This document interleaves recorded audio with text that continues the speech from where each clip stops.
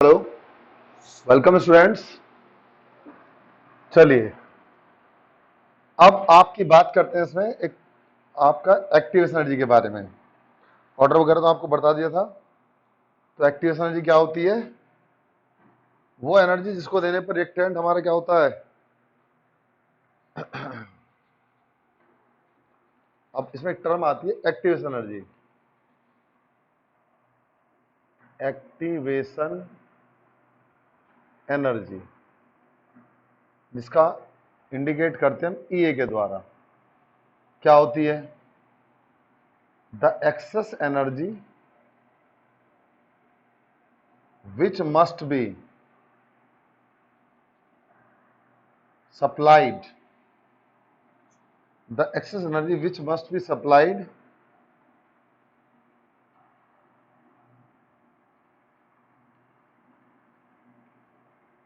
to reactant to bring out a chemical reaction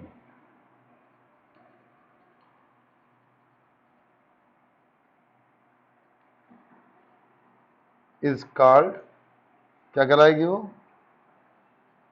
activation energy. यानी वो extra energy जिसको देने पर रिएक्टेंट प्रोडक्ट में कन्वर्ट हो जाता है, उसको हम एक्टिवेशन एनर्जी बोलते हैं, डिनोटेड बाय ई ए। इसको ई ए बोलते हैं। और ये काहे के बराबर होती है? इसको बोलते हैं आपका फॉर्मूले के द्वारा, जो आर्नियस ने बताया था, आर्नियस इक्वेशन के द्वारा, अकॉर्डिंग टू आर्हीनियस इक्वेशन लिखते हैं के बराबर A E to the power minus E A upon R T. यानी के बराबर होता है A E to the power minus A upon R T. तो ये क्या गलत है हमारा? इसको बोलते हैं आर्नियस इक्वेशन। ये आर्नियस इक्वेशन होती है। अब हम इस इक्वेशन के बाद इसको रिप्रेजेंट करते हैं और इससे रिलेटेड फॉर्मूला निकालते हैं। अगर मैं इसका लॉगरिथम फॉर्म बताऊंगा तो हो जाएगा लॉग के बराबर log A minus E A upon 2.303 R T. ये इक्वेशन होती है। अब if at T1 and T2 temperature rate constant of a reaction are K1 and K2, अगर T1 T2 टेम्परेचर पर रेट कांस्टेंट हमारे क्या हो, K1 K2 हो, देन तब क्या होता है? तब हम बताते हैं लॉग K1 बराबर log A minus E A upon 2.303 R T1। और इसी तरह से log K2 is equal to log A minus E A upon 2.303 R T2। अब ये तो इक्वेशन हमारी क्या हो जाएगी बेटा? फर्स्ट। और ये क्या हो जाएगी? सेकेंड। सबट्रैक्टिंग माइनस माइनस और माइनस माइनस प्लस, इससे आपका ये कैंसिल हो गया। फॉर्मूला जाएगा log K2 minus log K1 is equal to E A upon 2.303 R को मैं कॉमन लेता हूँ, 1 upon T1 minus 1 upon T2। Okay, ये फॉर्मूला हो जाएगा। अब जो हम इसको ऐसे लिख सकते हैं लॉग K2 अपॉन K1 बराबर E A upon 2.303 R 1 upon T1 minus 1 upon T2। This is the formula for calculation of activation energy. हम एक्टिवेशन एनर्जी को रेट कांस्टेंट के द्वारा कैलकुलेट कर सकते हैं। ये इसके लिए फॉर्मूला होता है। ठीक है। और इस इक्वेशन को हम आर्नियस इक्वेशन बोलते हैं। इस इक्वेशन में जो चीज हमारी आपको दी गई है वो क्या क्या है? देखो भाई, जहां ए को बोलते हैं इस वाले टर्म में, ये कहलाता है फ्रीक्वेंसी फैक्टर। ये फ्रीक्वेंसी फैक्टर होता है। और आर बराबर कहलाता है गैस कांस्टेंट, इसको हम गैस कांस्टेंट बोलते हैं। उसके बाद आपका क्या आता है, टी, टी हमारा टेम्परेचर है, ठीक है बेटा। और उसके बाद आपका ई ए, इसको बोलते हैं एक्टिवेशन एनर्जी। और फ्री फ्रीक्वेंसी फैक्टर का दूसरा नाम भी होता है, इसको बोलते हैं प्री एक्सपोनेंशियल फैक्टर, यानी वो फैक्टर जो एक्सपोनेंशियल टर्म से पहले आता है, एक्सपोनेंशियल फैक्टर कहलाता है। और ये क्या होगा, आपका एक्टिवेशन निकल आएगी। तो इस तरह आप इस फॉर्मूला को कैलकुलेट कर लेंगे। E A and A also known as Arrhenius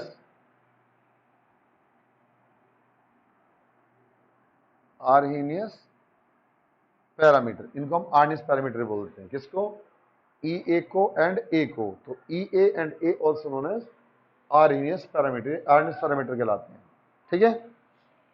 चलिए अब इसमें एक नई टर्म आती है जिसका नाम है कोलिजन थ्योरी। आप कैसे निकाल दिया उन्होंने, कैटलिस्ट। हालांकि इसके बारे में अगले चैप्टर में पढ़ेंगे फिर दोबारा। कैटलिस्ट कौन से होते हैं, दो substance which increase rate of a chemical reaction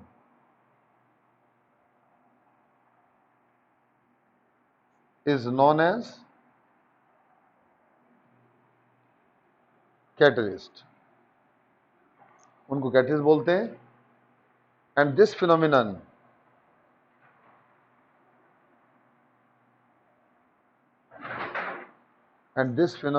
is known as catalysis.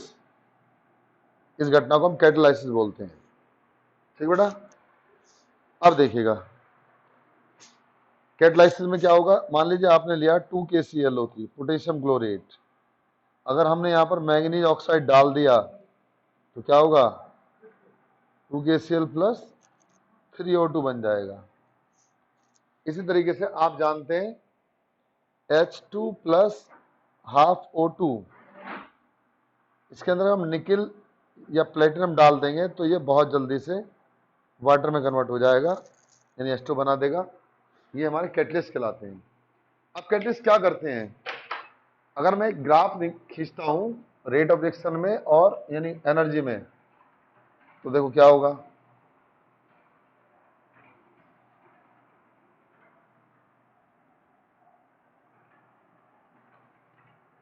ये मैं कहता ग्राफ लेते हैं इस तरीके से, यहां लिखते हैं हम आपका एनर्जी और यहां रेट ऑफ रिएक्शन। ये हमारा जो ग्राफ है ये है ट्रांजिशन स्टेट के लिए, इसको बोलते हैं टीईटी। मान ली यहां पर एनर्जी जो रिएक्टेंट की उसको हमने इंडिकेट किया ईआर के द्वारा, और यहां जो एनर्जी प्रोडक्ट की होती है वो क्या होती है, हमारी कम हो जाती है। इसको क्या बोला हमने, ईपी बोल दिया, एनर्जी प्रोडक्ट। तो पहले रिएक्टेंट इतनी मॉलिक एनर्जी लेकर के क्या होगा, पहले एक्टिवेशन कॉम्प्लेक्स में कन्वर्ट होगा, फिर उसके बाद प्रोडक्ट में। प्रोडक्ट की एनर्जी कम होती है, रिएक्टेंट एनर्जी ज्यादा होती है। तो ये जो रिएक्शन है ये है विदाउट कैटलिस्ट। और यहां से आती है जो एनर्जी आपको दिखाई गई है, इस एनर्जी को, इसको बोलते हैं एक्टिवेशन एनर्जी, ये कहलाती है ईए।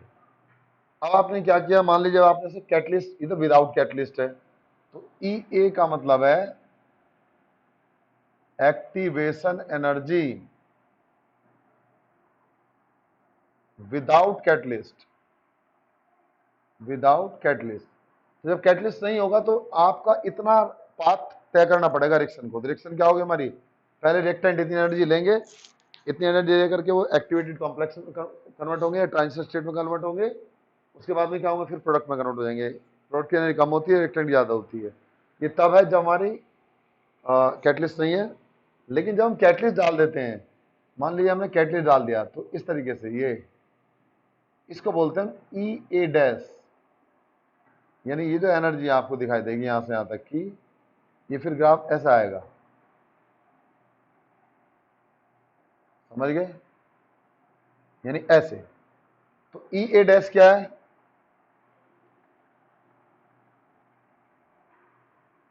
Activation energy with catalyst, catalyst के साथ में। तो जब हम किसी रिएक्शन के अंदर क्या डाल देते हैं, कैटलिस्ट डाल देते हैं, तो कैटलिस्ट क्या करता है, रिएक्टेंट की एक्टिवेशन एनर्जी को घटा देता है, घटने के कारण लो एनर्जी पाथवे को फॉलो करता है, और जब वो लो एनर्जी पाथवे फॉलो करेगा तो रिएक्टेंट क्या होगा, बहुत जल्दी से प्रोडक्ट में कन्वर्ट हो जाएगा। यानी पहले हमने कैटलिस्ट नहीं डाला था तो हमें पहले उसको इतनी एनर्जी चाहिए थी, वो पहले इस रास्ते को फॉलो कर रहा है, और जब हमने कैटलिस्ट डाल दिया तो फिर क्या करता है, कैटलिस्ट जो होते हैं एक्टिवेशन जो घटा देते हैं, तो फिर वो इस पाथ को फॉलो करता है, जिस पाथ को फॉलो करेगा तो क्या होगा, एक्टिवेशन एनर्जी आपकी घट जाएगी। सो this is the activation energy in transition state. ठीक, चलिए, तो ये आपका इस साल सिलेबस में, बाकी इन्होंने सब चीज आपका निकाल दिया है, तो आप उसको ध्यान नहीं रखेंगे। अब मैं आपको बताता हूं इसके न्यूमेरिकल्स, तो आ जाइएगा न्यूमेरिकल्स के ऊपर। क्या होगा न्यूमेरिकल में बेटा, देखिएगा, इसके ग्राफ जरूर याद रखने हैं आपको।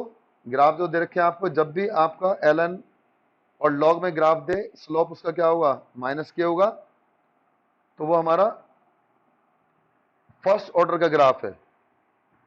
और अगर मान लीजिए वो ln r0 अपॉन r, और यानी आपका ln r0 अपॉन r में देता है, तो ग्राफ हमारा क्या आता है, स्ट्रेट लाइन आता है फर्स्ट ऑर्डर रिएक्शन के लिए। तो आपके यहाँ पर फर्स्ट ऑर्डर के दे रखे हैं, बाकी तो उन्होंने दे ही रखे हैं आपको, तो ज्यादा कुछ नहीं करना है इसमें।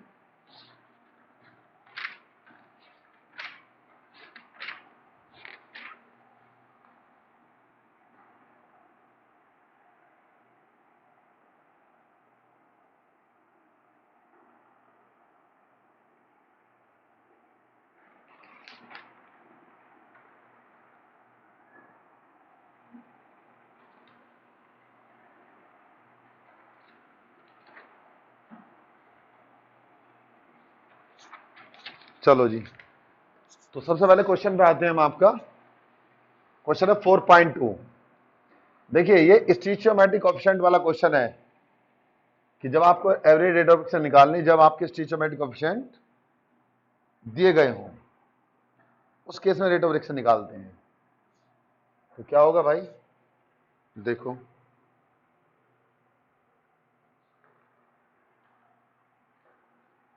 एग्जांपल है 4.2।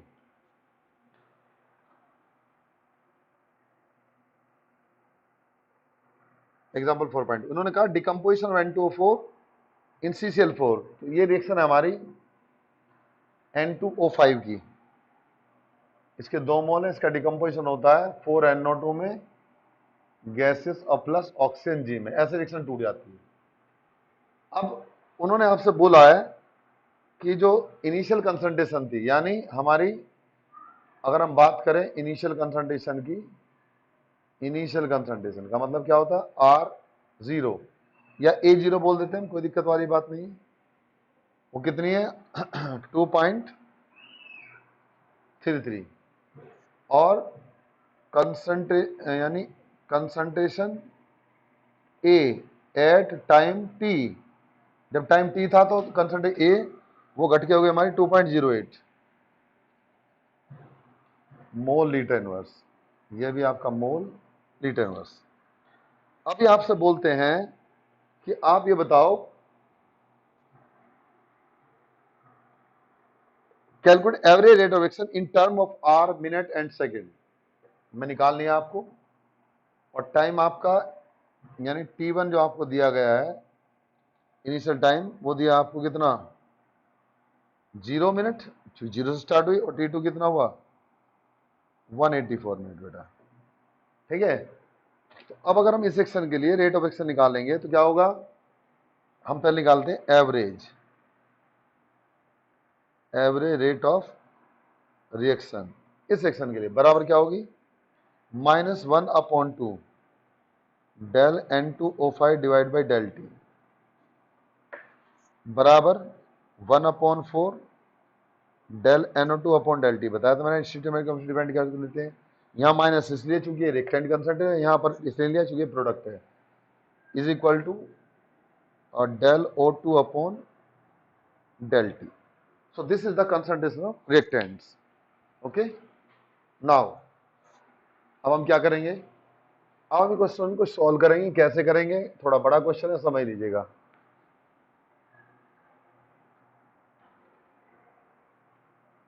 देखो भाई,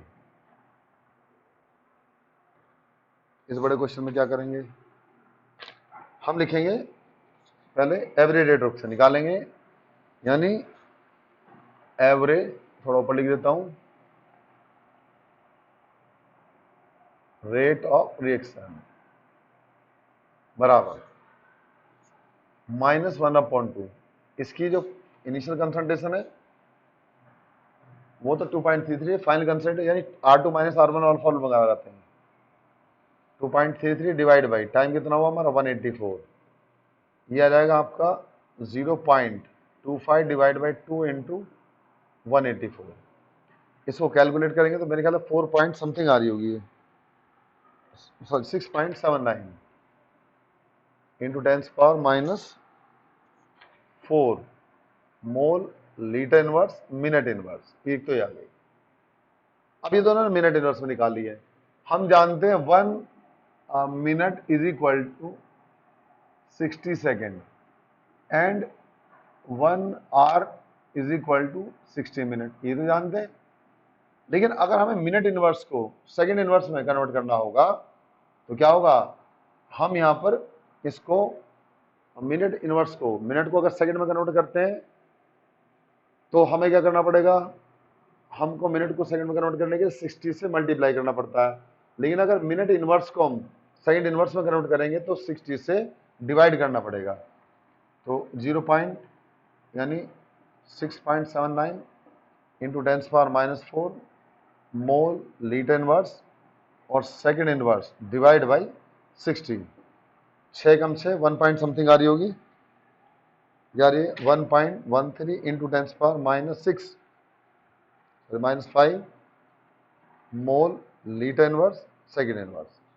अगर वो कहता है कि आर इनवर्स में निकाल लीजिएगा तो 6.79 into 10⁻⁻4 into 60 mole litre inverse are inverse. It means ये आएगी आपकी 4 point something 4.07 into 10⁻⁻2 mole liter inverse R inverse. So this is the average rate of reaction in term of second R and minute inverse. Now they are asking the question from you, what is the rate of formation of O2? तो आप लिख देंगे, आप क्या लिखेंगे, average rate of reaction will be equal to 1/4 del NO2 upon del T. 1/4 आ जाएगा, rate of reaction आपने निकाल ली थी 6.79 इंटू 10⁻⁻4 मोल लीटर इनवर्स, उसके बाद में आपका minute inverse is equal to 1/4 del NO upon del T.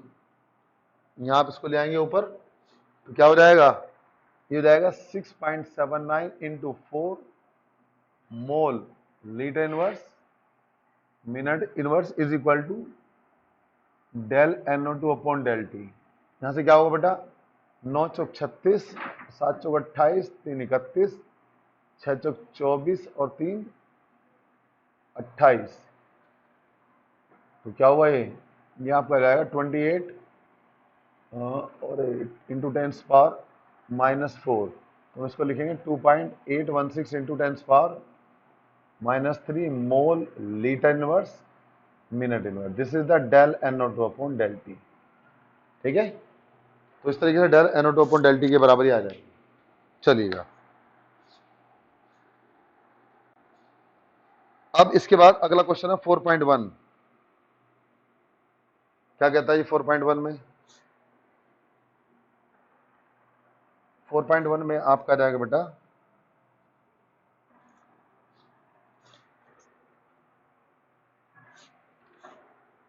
4.1 में आपसे बोला है कि एवरेज रेट ऑफ एक्शन निकालिएगा किसी रिएक्शन की जब रिएक्शन हमारी R2P रिएक्टेंट से प्रोडक्ट बन रहा है। तो यहां से आ जाएगा average rate of reaction, average rate of reaction would be equal to minus del R upon del T, या डेल आर की वैल्यू आप पुट कर देंगे, क्या होगी minus R2 minus R1 divide by T2 minus T1 minus R2। R2 की value आप जानते हैं कितनी होगी, R2 की वैल्यू 0.02, R1 की वैल्यू 0.03, टाइम आपको दे ही रखा है 25 मिनट, यानी T2 तो हमारा 25 होगा और T1 हमारा 0 होगा। इट मीन्स 0.01 डिवाइड बाई 25 और आपका मोल लीटर इनवर्स मिनट इनवर्स। ठीक है, इसको मैं कैलकुलेट कर दूंगा। क्या करूं मैं इसको कर देता हूं 100 डिवाइड बाई 25 इंटू 10⁴, तो आ जाएगा 4 इंटू 10⁻⁴ मोल litre inverse minute inverse. Calculation है 2500 का 100। ठीक है, 2 दशमलव हमने हटा दिया यहाँ पर, तो हमने क्या 10⁴ से मल्टीप्लाई किया, 10⁴ से डिवाइड किया। Okay, so this would be completed. ये कंप्लीट क्वेश्चन हो जाएगा आपका। उसके बाद हम बात करते हैं क्वेश्चन नंबर 4.2 की। क्या होगा 4.2 में? देखो भाई, क्वेश्चन नंबर 4.2 यानी इन टेक्स्ट क्वेश्चन कहलाते हैं, नॉट एग्जाम्पल।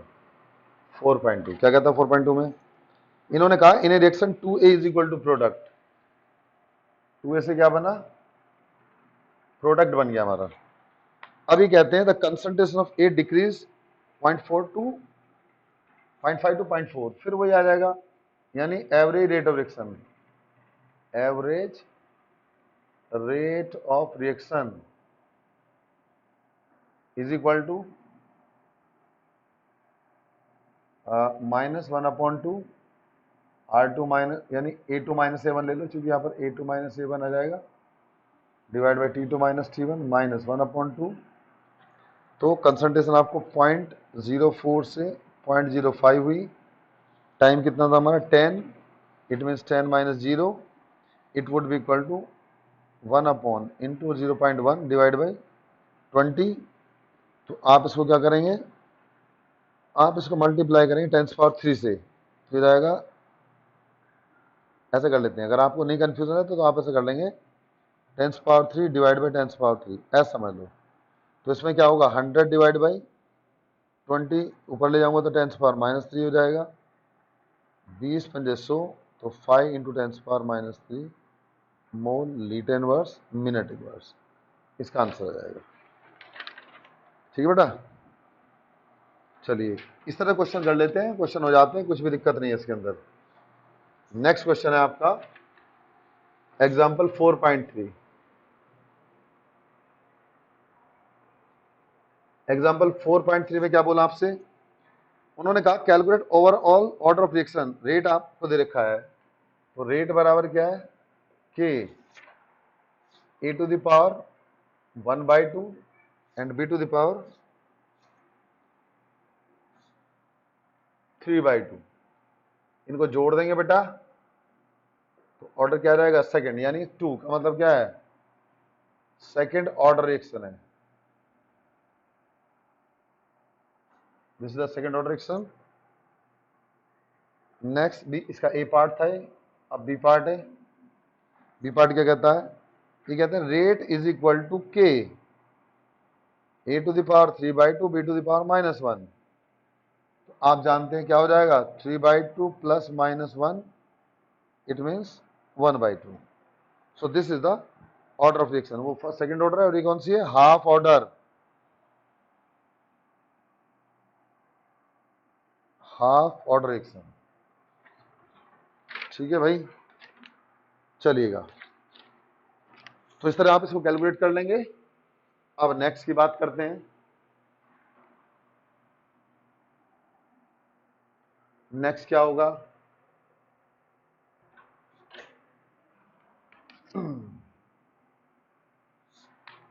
मैं लाइन मार लेता हूं यहां पर।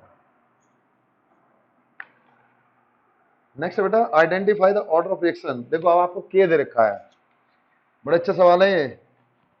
एग्जाम्पल 4.4 क्या दिया आपको, फर्स्ट पार्ट में के की वैल्यू दे दिया आपको 2.3 into 10⁻⁻5 litre mole inverse second inverse, ये के की वैल्यू दे दी हमें। तो अब हम क्या करेंगे, मैंने आपको एक फॉर्मूला बताया था कि अगर आपको के की वैल्यू, के की यूनिट निकालनी है तो उसके लिए फॉर्मूला होता है मोल litre inverse 1 minus and second inverse. ये क्या है, this is the relation between rate constant, order of reaction and unit of reaction. तो अब आपको उन्होंने कहा हमें जब भी ऐसा क्वेश्चन देते हैं तो हमें इस वैल्यू से कोई मतलब नहीं होता, हम डिजिटल वैल्यू को नहीं देखते, हम केवल यूनिट को देखेंगे। तो हम ये कहते हैं हम क्या वैल्यू रखें, एन की जो हमारे ये वाली वैल्यू आ जाए, यानी ये यूनिट आ जाए जो हमें यूनिट दे रखी है उन्होंने। तो क्या वैल्यू हमें रखनी चाहिए एन की, what should be the value of N so that we get this unit. तो देखो यहां पर अगर मैं एन की वैल्यू 1 पुट कर देता हूं फर्स्ट ऑर्डर, इसका मतलब क्या होगा, सेकंड इनवर्स आएगा। अगर मैं जीरो ऑर्डर पुट कर देता हूं तो आएगा मोल लीटर इनवर्स।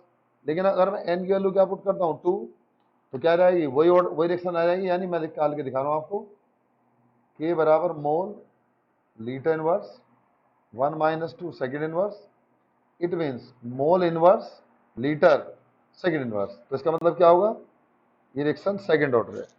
तो कभी कभी हमें क्या करते हैं, वो यूनिट दे करके पूछ लेते हैं इसको। नेक्स्ट है आपका एग्जाम्पल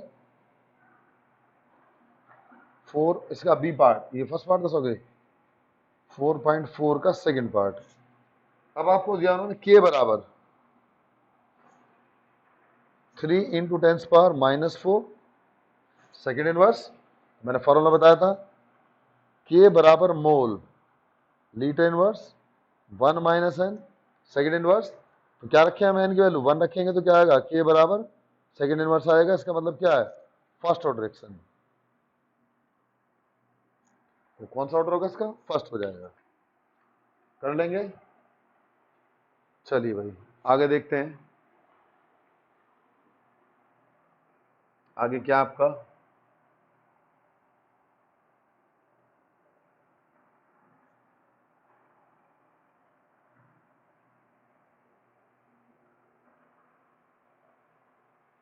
अगला क्वेश्चन है बेटा इन टेक्स्ट 4.3, बड़े अच्छे सवाल है।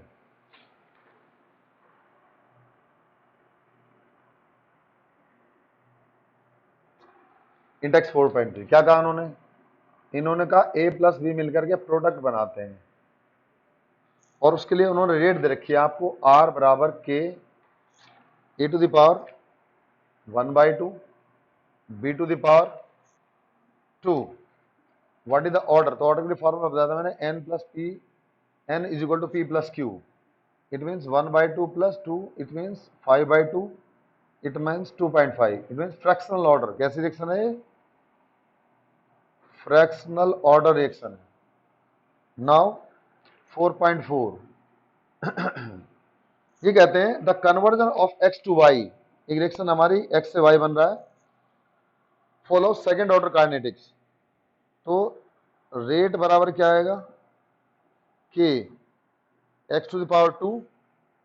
ये कह रहे हैं अगर कंसंट्रेट एक्स की 3 टाइम्स बढ़ाई जाए तो के बराबर 3x का whole square, it means 9kx का whole square, it means 9 times. तो कैसी होगी हमारी रिएक्शन, 9 टाइम्स बढ़ जाएगी।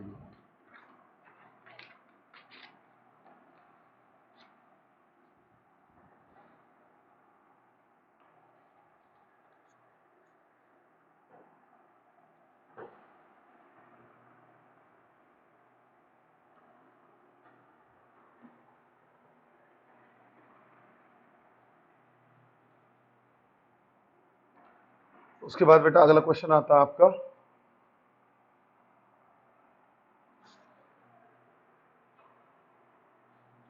एक क्वेश्चन दिया आपको, उन्होंने बोला है the initial concentration of N2O5 in the following first order reaction. तो अब उन्होंने आपको सिंपल फर्स्ट ऑर्डर रिएक्शन दे दिया है, तो वो रेट कांस्टेंट की वैल्यू निकलवा रहे हैं। तो आप क्या करेंगे, simple for first order K is equal to होता है 2.303 upon T and log A0 upon A। ये हमारा फर्स्ट ऑर्डर रिएक्शन के लिए रेट कांस्टेंट की वैल्यू है।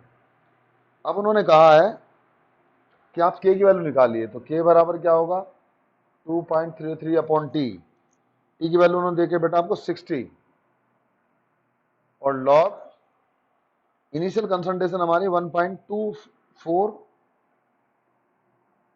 इंटू 10⁻⁻2 और एट टाइम T 0.20 इंटू 10⁻⁻2। इससे आपका ये खत्म हो गया, इससे आपका ये खत्म हो गया। यह रहेगा K बराबर 2.33 अपॉन 60 एंड लॉग, इसको हम कैलकुलेट करेंगे तो 2 6 का 12 और 6.2, या K बराबर 2.303 अपॉन 60 इंटू लॉग की वैल्यू देखेंगे 62 के सामने 0 के नीचे, ठीक है, सीधा इन्होंने कैलकुलेट करके दे रखा है, इसमें टेबल देखनी पड़ेगी। इस टेबल में इसका आंसर आएगा K की वैल्यू 0.0304, यानी K is equal to 0.0304 minute inverse. This is the answer of this question.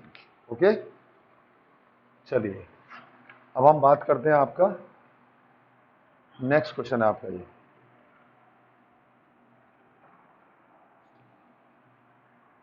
क्या है नेक्स्ट क्वेश्चन में,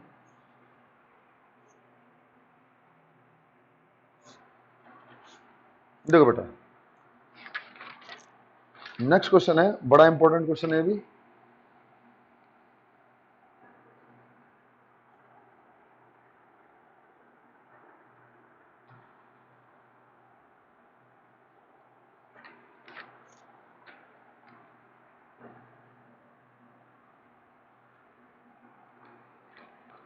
इन्होंने कहा a first order reaction is found to have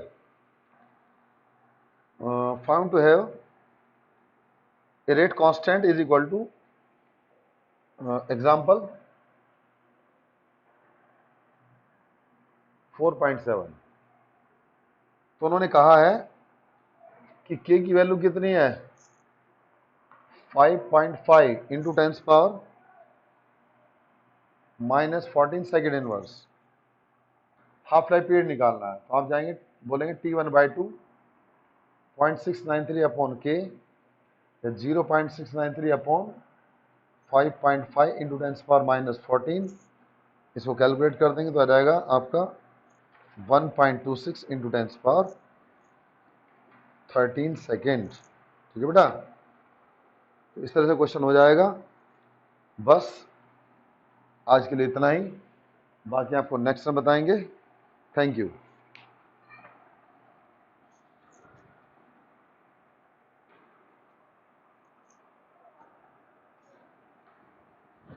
तो बेटा रख देना, बाकी नेक्स्ट में काम आएंगे।